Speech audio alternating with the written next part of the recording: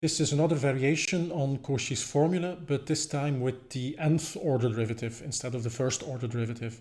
So pause the video and try to think about how you would solve this particular exercise.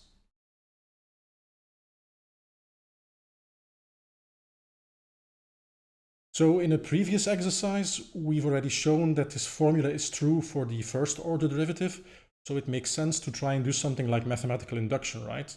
So combining the fact that the formula is valid for n equal to 1, let's just assume that this formula is valid for n equal to n, and then just try and prove that the formula is also valid for n plus 1.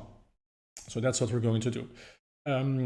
So we're going to calculate the nth plus 1 order derivative, assuming that the formula for the nth derivative is correct. So how do we calculate the n plus 1th order derivative of z naught?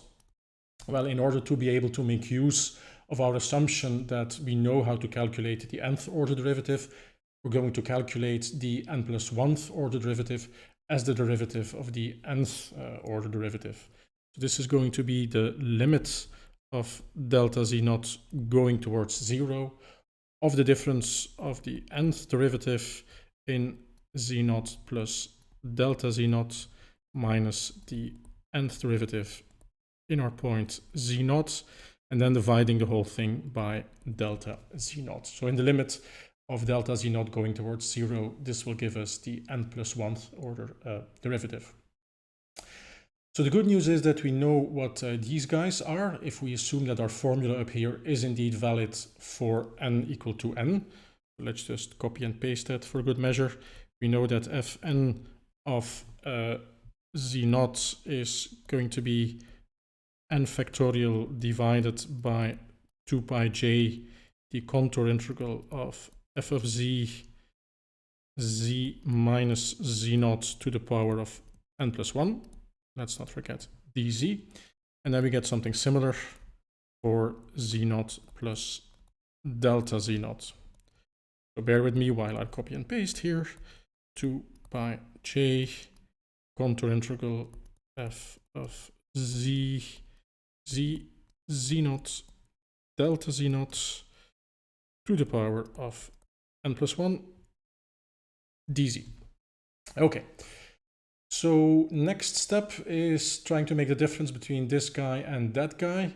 Let's not focus on all the stuff they have in common for the time being, but let's focus on subtracting these two denominators and then later on bringing back the stuff that we skipped.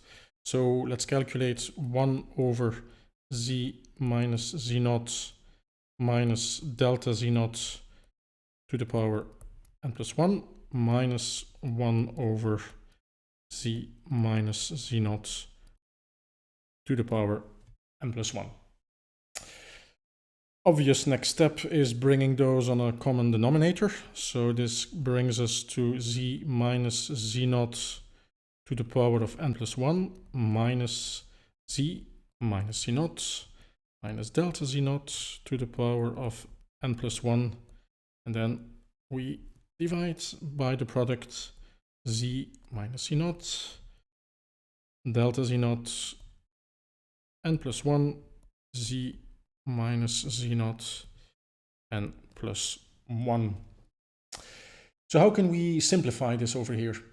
Now, at this point, we get a knock on the door, and it's our good friend Newton who reminds us that if we have a sum, for example, x plus y, which we raise to a certain power of n, that Newton's binomium tells us that is a sum of n.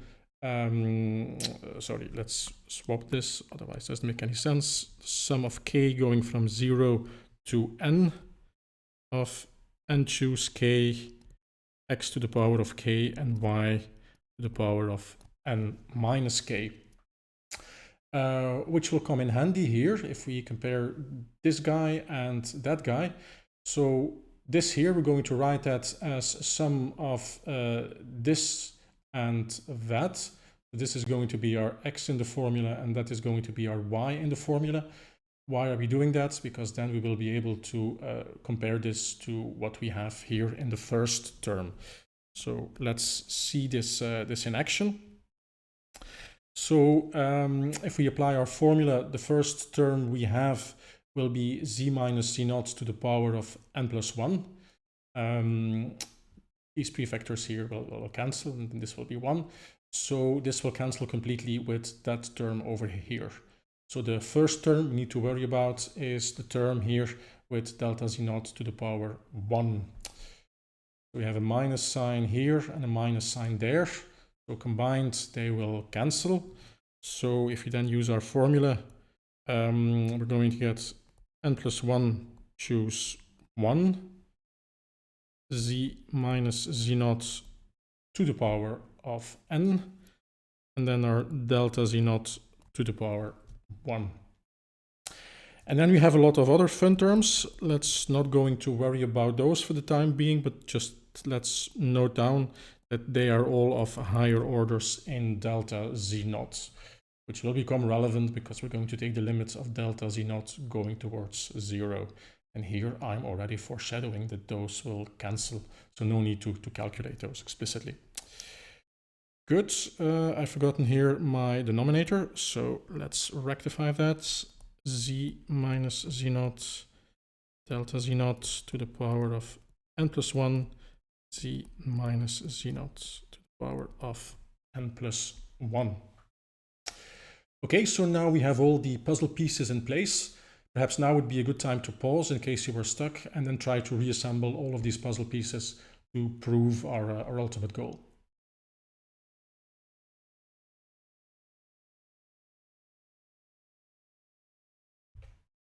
Okay, let's continue. Let's remind ourselves what we were after, basically. We're going to calculate the n plus 1 order derivative as this limit over here. And we've spent some time calculating all the ingredients that we need in order to evaluate that expression. So let's now bring everything together, and hopefully everything will work out fine.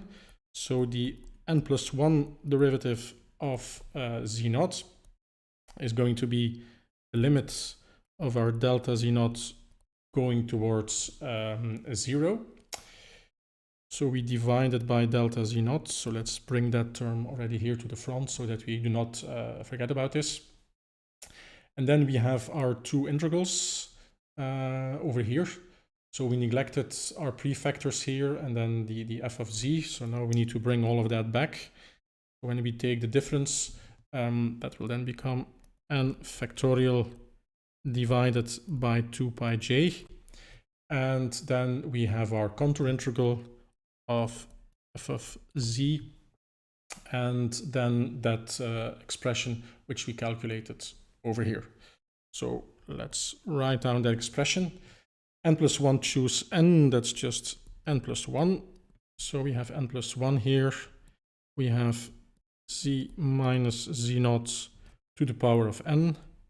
We have delta z naught. We have stuff involving higher order terms in delta z naught. And then we have our denominator z minus z naught minus delta z naught to the power of n plus 1. And then z minus z naught also to the power of n plus 1. And then on my screen here, I'm running out of space to put the delta z, but it's basically there. Okay. Now comes the fun part, because this delta z naught will cancel here. So our delta z naught here cancels. And then for these higher order terms, our square becomes just a regular first order of delta z naught. So here you indeed see that after taking the limit of delta z naught going towards 0, all of this other higher order junk that just disappears. And the only term we need to worry about is this first one over here. So that's good news, because now we can write that this is equal to, let's also bring this n plus 1 here together with n factorial to give n plus 1 factorial 2 pi j. And then we have the integral of f of z.